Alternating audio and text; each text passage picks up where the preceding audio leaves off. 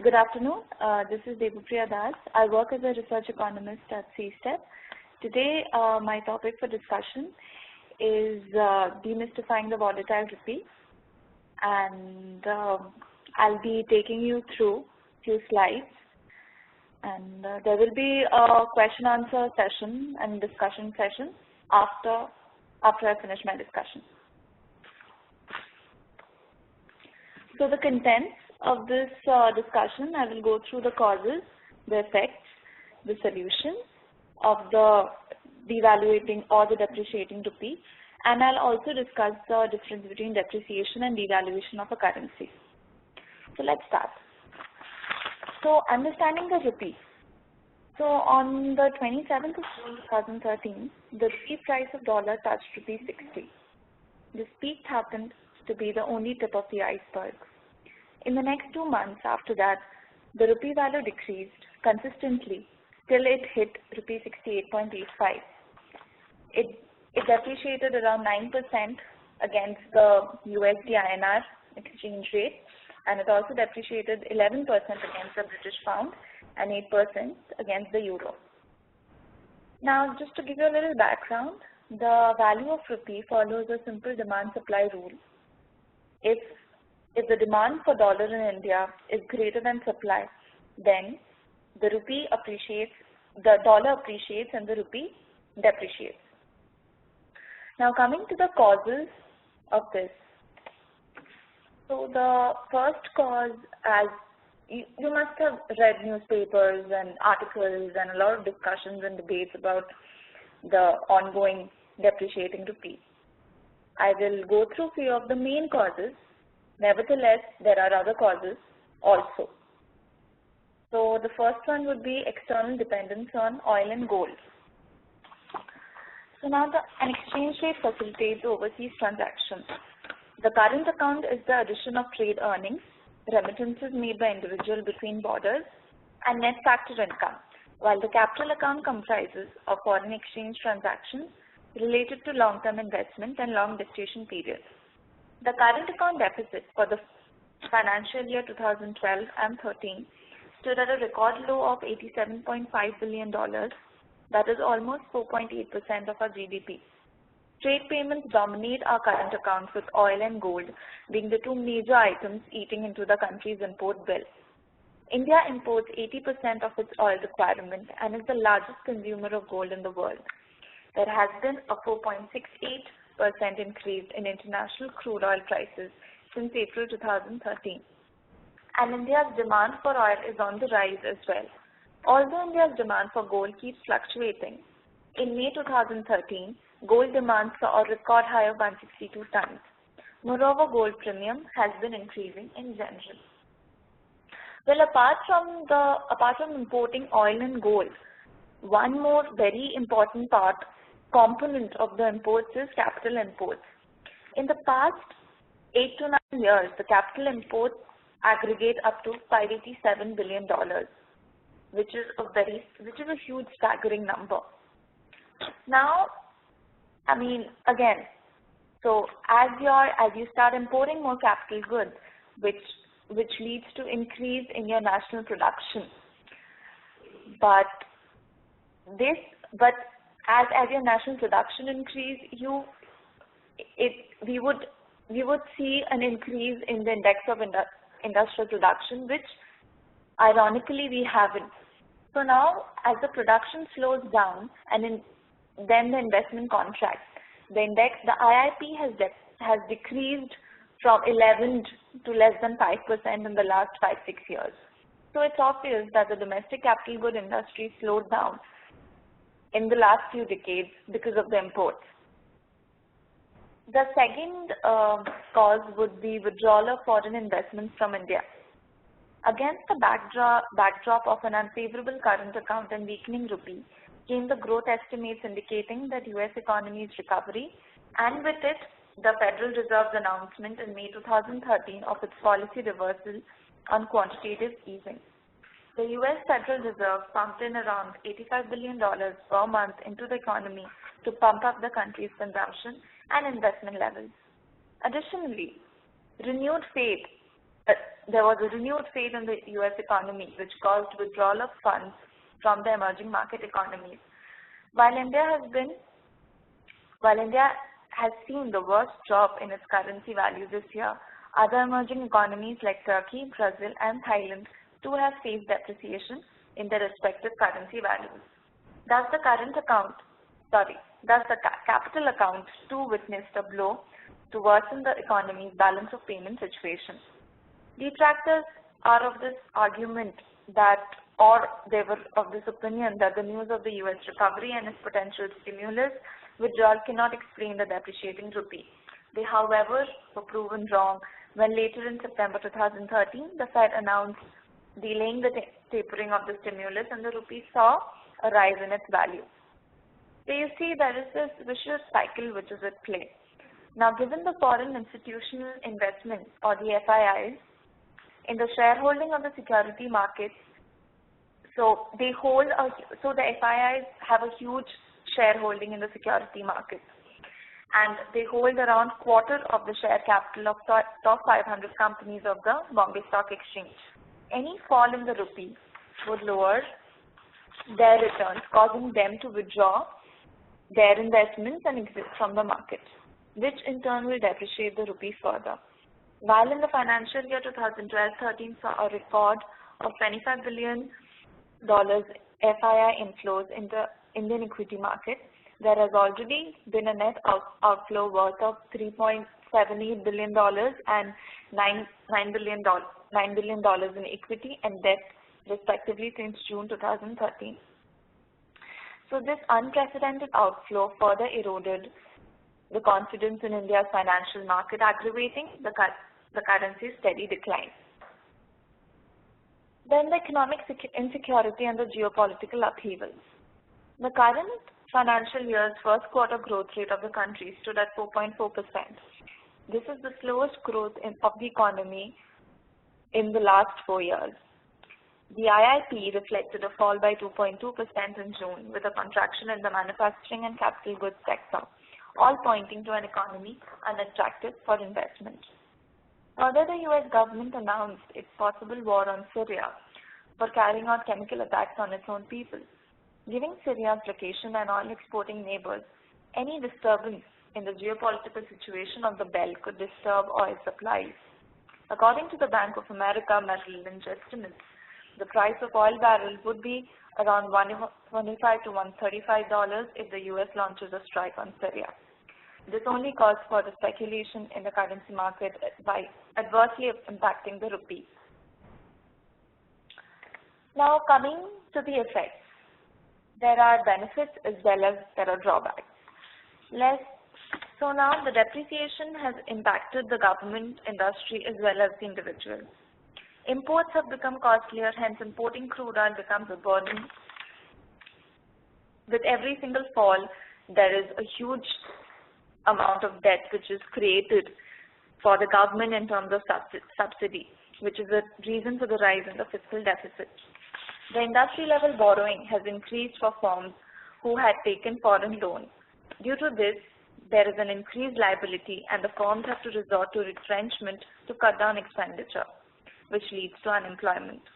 Price of imported raw materials and technology has increased, which has raised the overall cost to company. At individual level, price of all imported goods have increased. Education abroad has become more expensive and you have to pay almost 20% extra. Hence, imported commodities have, as I said, imported commodities have become more expensive, and mainly there are luxury items, so it affects the consumers a lot. Now, this is how it affects the government, the industry level people, the individuals. Then there is expensive imports. As I said, there is expensive imports, and then there is oil contagion. Oil prices in India are mainly dependent on international crude oil prices and forex rates. So even if there's a decline in oil prices in the international market, the currency depreciation may offset that decline. High prices creeps into the price of every commodity. Higher inflation. As imports becomes more expensive with the depreciating rupee, the direct consequence of this is increased inflation. Countries which import their essentials suffer more than major exporting countries, which in turn reduces their purchasing power parity. Then another drawback is poor returns on FIIs. The foreign institutional investments need to report returns on their Indian portfolio in the local currency. For example, FII from the United States would have to convert their Indian portfolio in US dollars, and then they have to show it. So with the depreciating rupee, they undergo losses, which prevents them from, they want to exit the market. So that way it further depreciates the rupee. Benefits would be advantage to exporters. Now, in most countries, a cheaper currency would boost exports and help close the current account deficit. But there is, especially in India, there is a little drawback associated with this sort of a benefit. India's manufacturing industry is too small and too bound. So a turnaround in the balance of payments may take time, during which the investors could panic. Meanwhile, a weaker currency may destabilize the domestic economy by adding to inflation and increasing government subsidies on fuel and thus on borrowing, which I've already explained. Another benefit could be the tourism industry. So with the depreciating rupee, you can attract a lot of foreign tourists, which could add income to the whole of the economy, but that would only be possible if we are able to attract or portray India as a tourist hub. Now, coming to the steps taken by the RBI. First would be buying oil bonds. Now, RBI had announced to provide oil companies with dollars by buying oil bonds instead of latter looking to the spot market for dollar supply. This helped to bring about a partial correction in the rupee value. It also took steps to curb liquidity by increasing short-term interest rates and imposed restrictions on the amount of foreign exchange that can be taken out of the country by locals. According to the PPP argument, the nominal exchange rate between two currencies is determined by the ratio of the domestic price level. Now, given the rising inflation and America's low inflation rates, a rising exchange rate was inevitable.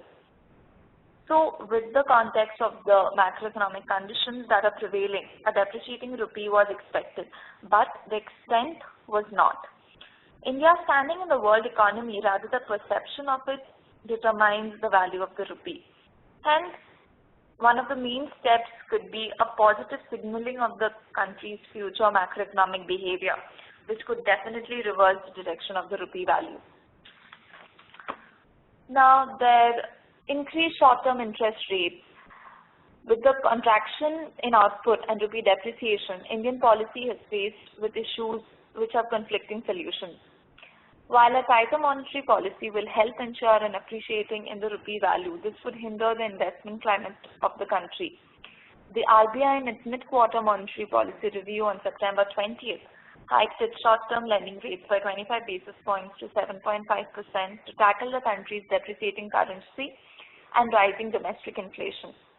In fact, the RBI raised the repo rate by 25 basis points recently it raised the repo rate by 25 basis points to 7.75. So, while this move would adversely impact the domestic stocks and economy in the short term, it would help rein in inflation in medium and long term and thus ensure better growth prospects. So this is how they're dealing with the tighter monetary policy. Then banking reforms.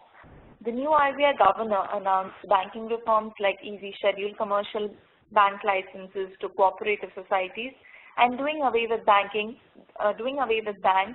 seeking prior permission to set up more branches.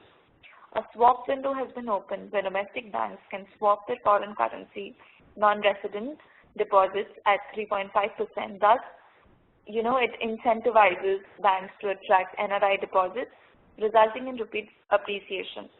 This move is expected to bring in around $10 to $15 billion of change. Similarly, overseas capital borrowing limit for banks has been increased from 50 to 100% of the bank's core capital, and this can be swapped with the RBI at a rate of 1 percentage point below the prevailing market swap rate. So these are the few steps which has been taken by the RBI to cater to the depreciating rupee and short-term, long-term, medium-term, but yeah, steps which would help the rupee to appreciate. But as I mentioned earlier, one of the main incentives or one of the main ways to make the position of the rupee better is to improve the macroeconomic condition, or the perception of India's macroeconomic condition in the world economy has to be improved.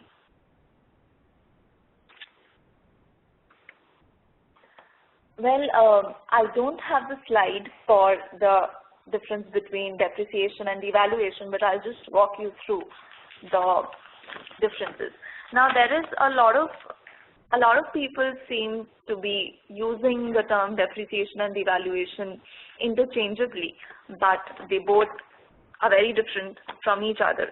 So what is depreciation? Depreciation happens in countries with a floating exchange rate. So global investment market determines the value of country's exchange rate, which goes up and down according to the market rate. This is depreciation. So presently we have a floating exchange rate system, and all the economies have a floating exchange rate system. A devaluation happens in a fixed exchange rate system. So the government decides what the currency should be worth compared with that of other countries. This was popular before the Great Depression. China was the last major economy to use the fixed exchange rate. They changed into the floating exchange rate system in 2005. We devalued our currency back in 1991, and prior to that, maybe in 1960s.